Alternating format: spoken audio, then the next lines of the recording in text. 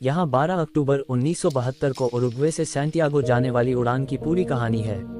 12 अक्टूबर 1972 को एक Uruguay air force का विमान फेयरचाइल्ड FH-227D मोंटेवीडियो के कार्रोस्को इंटरनेशनल एयरपोर्ट से सैंटियागो के लिए उड़ान भर रहा था। विमान पर स्टेला मारिस कॉलेज के रग्बी खिलाड़ियों और उनके दोस्तों के साथ साथ उनके परिवार के सदस्य भी थे। विमान पर 45 लोग थे, जिनमें चालक दल भी शामिल थे।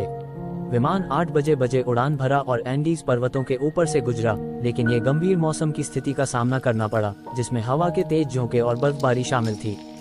पायलटों ने विमान का नियंत्रण खो दिया और यह विमान एंडीज की पूर्वी ढलान पर दुर्घटनाग्रस्त हो गया, जो चिली और अर्जेंटीना की सीमा के पास था।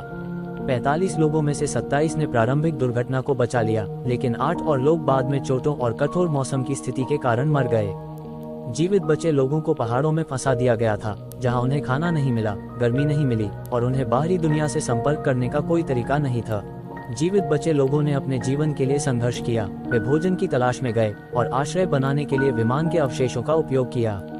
उन्होंने एक दूसरे की देखभाल की और साथ में रहने से उन्हें जीवित रहने की उम्मीद मिली। दिनों के बीतने के साथ जीवित बचे लोगों ने महसूस किया कि उन्हें मदद के लिए इंतजार करना होगा। उन्होंने सिग्नल फायर जलाए और विमान के टुकड़ों का उपयोग करके एक बड़ा क्रॉस बनाया ताकि वे हवाई जहाज से दिखाई दे सकें। लेकिन दिनों के बीतने के साथ उनकी उम्मीदें कम होती गईं। उन्हें लगता था कि वे कभी भी बच नहीं पाएंगे, लेकिन उन्होंने हार नहीं मानी और वे एक दूसरे के साथ मजबूती से खड़े रहे। एक दिन 2 जीवित बचे लोगों, रॉबर्टो कैनेसा और फर्नांडो पार्राडो, ने मदद लेने के लिए निकलने का फैसला किया।